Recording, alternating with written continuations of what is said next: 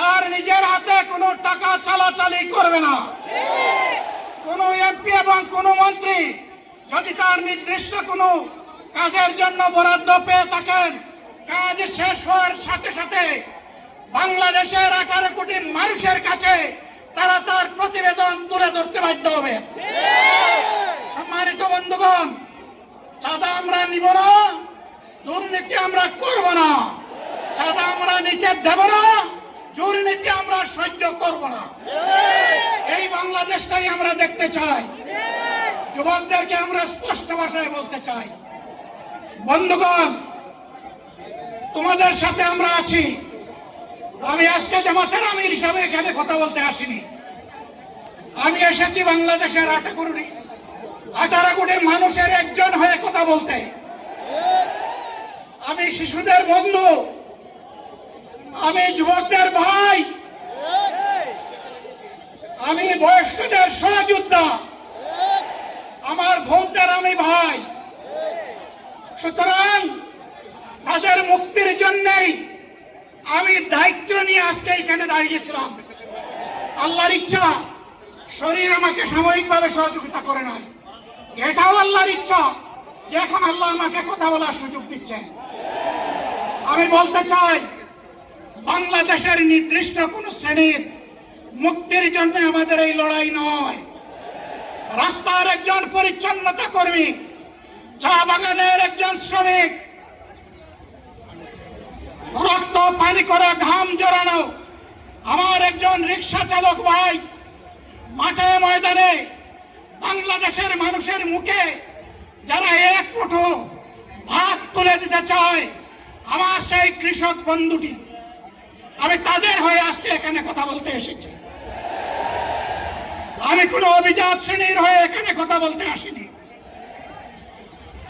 আল্লাহ তাআলার অশেষ মেহেরবানি, আজীবন সকল রক্ত চক্ষুকে উপেক্ষা করেছি, জেল জুলুমের পরোয়া করি নাই।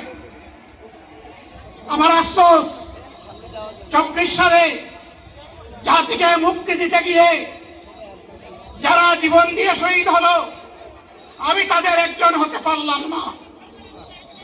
আপনাদের কাছে দোয়া চাই, ইনসাফের ভিত্তিতে একটি দেশ গড়ে তোলার জন্য আগামীতে যে লড়াই হবে, আমার আল্লাহ যেন সেই লড়াইয়ে আমাকে একজন শহীদ হিসাবে কবুল করে। সম্মানিত বন্ধুগণ, আমাদের প্রিয় শহীদ নেতৃবৃন্দ 2006 সালের 28 অক্টোবর থেকে শুরু করে পল্টন গণহত্যা, শাপলা গণহত্যা, সারা দেশের গণহত্যা, পিলখানার গণহত্যা, 24-এর গণহত্যা, এই গণহত্যা যারা করেছে তাদের সকলের বিচার বাংলাদেশের মাটিতে নিশ্চিত করতে হবে। এদের বিচারের দৃশ্যমান প্রক্রিয়া শুরু না করা পর্যন্ত পুরানা ব্যবস্থাপত্রে বাংলাদেশ আর চলবে না। এতগুলো মানুষ এমনি এমনি জীবন দেয় নাই, জীবন দিয়েছে জাতির মুক্তির জন্য।